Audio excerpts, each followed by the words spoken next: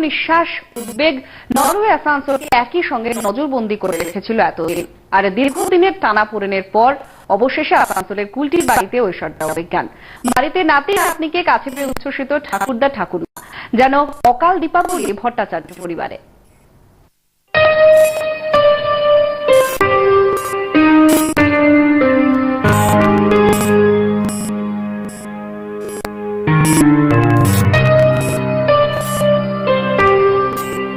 বহু প্রতীক্ষার পর নরওয়ে সরকারের হাত থেকে মুক্তি পেয়ে দুই শিশু ফিরল কুলটিতে। শুধু নরওয়ে থেকে তাদের নিয়ে এলেন কাকা অরণ্যবাস ভট্টাচার্য। এই দিনটার জন্য অপেক্ষায় ছিল কুলটির ভট্টাচার্য পরিবার। শুক্রবার রাতেই কলকাতা থেকে কুলটির বাড়িতে পৌঁছায় সাগরিকা অনুরূপের দুই সন্তান। সকাল থেকেই কাকা অরুণাভাসের সঙ্গে খেলায় মেতেছে ঐশ্বর্যা অভিজ্ঞান।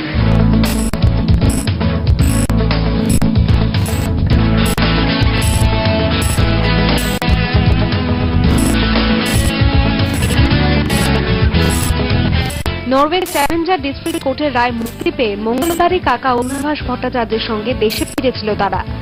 নরওয়ে থেকে দিল্লি হয়ে কলকাতায় ফেরা। দীর্ঘ বিমান যাত্রা ধকল সামলে কলকাতা থেকে অবশেষে কুলটিতে বাচ্চা এসছে, মানে এত যুদ্ধের পরেতে, মানে এটা স্বপ্নের মতোই আমাদের কাছে। তো সবাইকে আমাদের অশেষ ধন্যবাদ যারা আমাদের এই প্রসেসে ছিলেন। কুলটির বাড়িতে নাতি নাতনিকে পেয়ে রীতিমতো উচ্ছ্বসিত ঠাকুরদা ঠাকুরমা। এই দিনটার জন্য এতদিন ধরে অপেক্ষা করেছিলাম। খুবই ভালো লাগছে, ভাষায় বোঝানো যায় না যে কি ভালো লাগছে। আমি একদম পুরোপুরি এখন দুশ্চিন্তা মুক্ত। দীপাবলির মতো আনন্দ লাগছে। সমস্ত জায়গায় মনে হচ্ছে আলো আলো আলো, এবং সেটা মুখে সবার মুখে হাসি দেখে আমি সেটাই তৃপ্তি পাচ্ছি। আমার আর কোনো ভাষা নেই কথা বলার। খাওয়া দাওয়ার তালিকায় রয়েছে চিকেন, ফ্রুটস। দুই শিশু ফিরে আসায় উচ্ছ্বাস পাড়া পড়ছিল। আসানসোল থেকে ক্যামেরায় শুভব্রত কুণ্ডুর সঙ্গে অনিল গিরির রিপোর্ট, চ্যানেল 10।